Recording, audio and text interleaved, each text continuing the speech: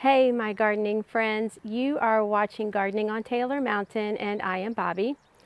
Last fall my granddaughter and I planted some tulips in some raised beds, and also I planted some tulips in containers, and I will link both of those videos in the description below if you'd like to watch them. I had to go back and actually watch them to remember exactly what I planted because I didn't tag anything.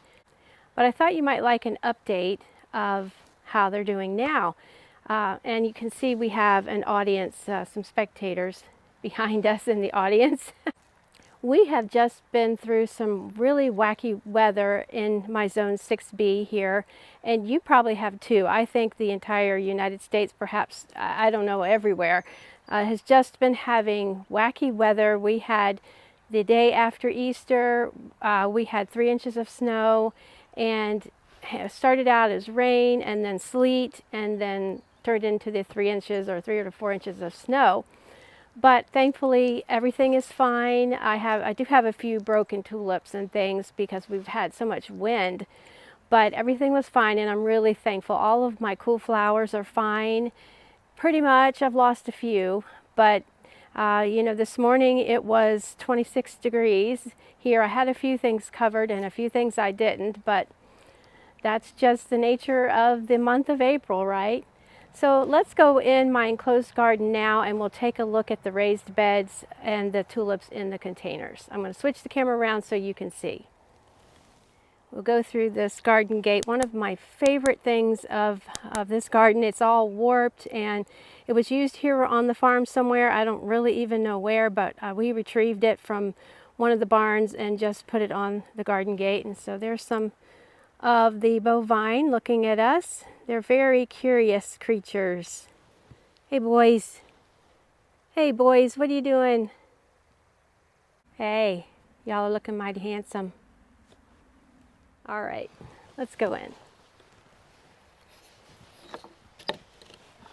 So here in these are about 42 by 42 inch raised beds. I have 3 of them that we planted up, my granddaughter and I, with tulips. And last year I had just the 2 front ones planted up. I'm not sure why I went with this color palette. I usually go with pinks and purples and yellows. For some reason, I must have said to myself, you know, I need to change it up and do something different. So that's what we have here. And some of them, as you can see, still haven't bloomed out yet. My beds aren't nearly as thickly planted as I planted them last year, and I'll pop up a picture here so that you can see what they looked like. But that's okay. You know, one thing I did find, because all of my tulips in my raised beds are used for cutting. So they're used, I treat them as an annual. It's actually, I found it very helpful to have them a little bit farther spaced apart so that I could easily pull, you know, when you use them for cutting, you pretty much pull up the bulb and all. And that way, when they're spaced a little bit farther apart, then they don't disrupt the bulb next or the tulip next to them. So I was kind of happy that they were spaced out like they are. But if you were using these for selling, you could just pack these beds full. Now I give all of my bouquets away, so I really don't have to rely on the income. But these in the front are from Longfield Gardens, and they are called Foxy Foxtrot. And they start out all yellow, and then they age to this yellow and orange. Very pretty. And they do have a bit of a scent to them. I've already given a bouquet away and actually I've done a couple bouquets. So I have thinned them out a little bit. This bed over here is basically the same with the Foxy Foxtrot.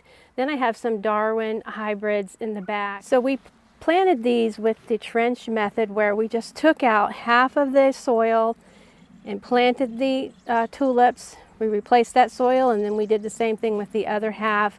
In this bed, you can see that I left a space in the middle. I was thinking I might put my trellis in there and do some sweet peas, so I wanted to leave a space in case I decided to do that, but I decided against that. I am going to put my trellis in there when I have the zinnias. These two front beds will be dahlias. So I think I will put a trellis in there to put my cup and saucer vine on. So these beds will be quite full. Gardeners, I am going to mention this at the end, but you may not be watching until the very end because let's face it, I do understand that not everybody watches an entire video. But I will be celebrating my 100th video here. This is number 98, and I will be celebrating my 100th in a couple videos. And I'm going to be doing a giveaway. So be sure and just keep on guard and hit that notification bell so that you know when I upload another video, and you can be ready for the giveaway so that you can enter, because it is going to be an item that you can use in your garden. It's one that I use all the time, and I am very excited about that. So that will be the celebration of my 100th video, and I'm going to mention this again at the end of the video, but in case you don't stay with me until then, that way you'll know now. The Foxy Trot, like I said here in the front, I did order.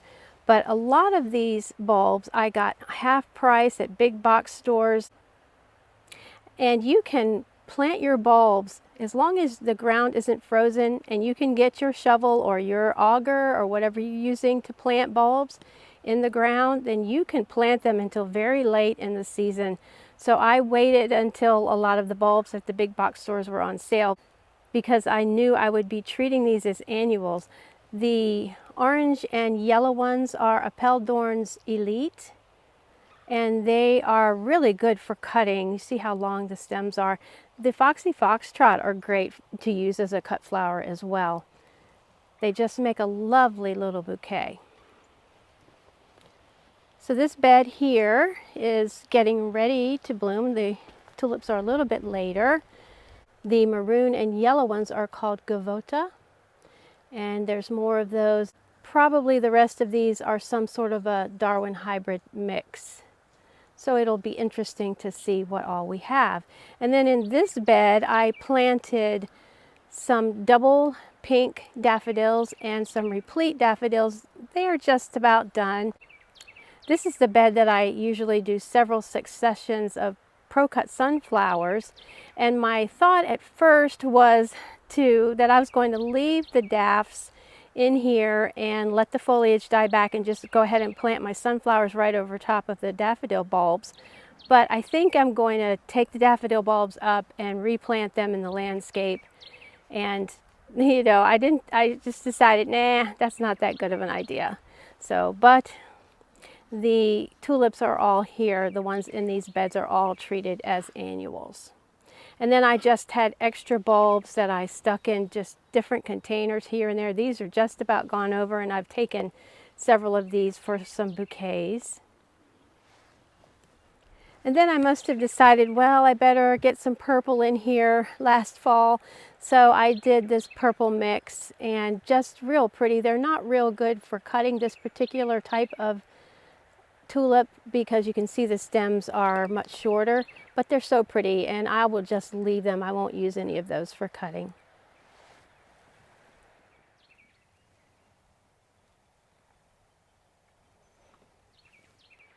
And now we're over here in front of my greenhouse, and these are just some tulips that I planted in containers. I will not use any of these for cutting, I don't think, unless I need them. And the container in the back is just a Darwin Hybrid mix. Very pretty. I like the combination of colors. They don't actually all completely go with each other, but I kind of like them. And then as I was watching back the video where I planted these, I had kind of run out of tulips, so I was just mixing colors and throwing things in.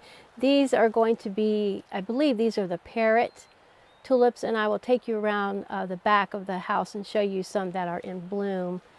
But I have found with the containers that the larger the container, the better bloom you will get. At least that has been the case for me. Now, I have seen other people on YouTube and different gardeners that use all types and all sizes of containers, and they have a wonderful show. But I found that the larger the container, the better myself. And I do leave mine out, and as you watch back, or if you were to watch back the other videos, I do give some fairly detailed information about how, when, you know, what zones, different things about different zones that you would need to know for planting tulips in containers. This is a galvanized stock tank, actually, just a small stock tank, and these are Foxy Foxtrot, as well as the ones in the other garden you saw that were Foxy Foxtrot, except these are pink and some are white, or sort of a creamy white. This was just a mix from a big box store, and then some squill that was in, you can see the squill there, which hasn't bloomed yet, which is a little bit strange for squill. It's usually a lot earlier, or sometimes called Spanish bluebells, and our audience is following us. I told you they're curious. Anyway, I'm surprised that the squill has not bloomed yet. Usually that's pretty early to bloom, so we'll see. It may or may not bloom. But for whatever reason, I did not space these very well. Oh, I know why. I remember why now. Because I had hollyhock in here, and I since have had to take the hollyhock out. So anyway, that's why it looks kind of wonky with the way that they're spaced out. I do love the Foxy Foxtrot, the double tulips. They just look like a peony, and, or you may say peony. In my region, we call them peonies. Anyway, I love the Foxy Foxtrot. And let me show you this. I am so excited. This is a Baby Cakes blackberry bush, and it is made for containers, or it's bred for containers. You can see the blackberries all over it. I've been keeping it in my greenhouse at night, but it's a thornless blackberry bush, and I'm going to put it in a container once the weather stabilizes a little bit more. But I am super excited about that. I will probably have to net that just to keep the birds from eating my blackberries, but really excited about that. And this is just a little container of the Parrot Tulips, and then just some, looks like some purple something or other in there. And keep in mind that, like I said, we have just gone through this really wacky weather, but everything has held up so beautifully. I'm so happy and thankful that, you know, everything made it through. I just wanted to take you on a little tour, a little update of all the bulbs that we had planted in the raised beds and containers. Two reasons. One is, of course, anytime you get to look at tulips, they're just beautiful, tulips and daffodils and the spring bulbs. But the second reason is that, you know, for you to see that it does work to plant tulips or bulbs in containers. And if you know the right time to plant them, know your zone and the different things that I shared in the other videos, then you won't have a problem with having tulips and daffodils and bulbs in containers. They would work very well for you. And it's a good way for deer control if you have problems with deer, you know, eating your tulips, because as you know, they will munch your tulips. Daffodils, not so much. The squirrels may dig up your daffodils, but the deer pretty much leave them alone. But the tulips are another story. So if you have them in containers or a raised bed somewhere, then you can really have control over where you keep that, and you can enjoy the beauty of them versus the deer enjoying the munching of them. If you've stayed with me this long in the video, this is video number 98. So I'm coming on my 100th video, and I really didn't know that was a thing until I heard another YouTuber talking about it, and it is a thing. It's a thing to celebrate, because I really appreciate you being here with me. So on video number 100, I am doing a giveaway. So please stay tuned for that. Tell your friends. It's going to be something that you can use in your garden, and I'm so excited about it.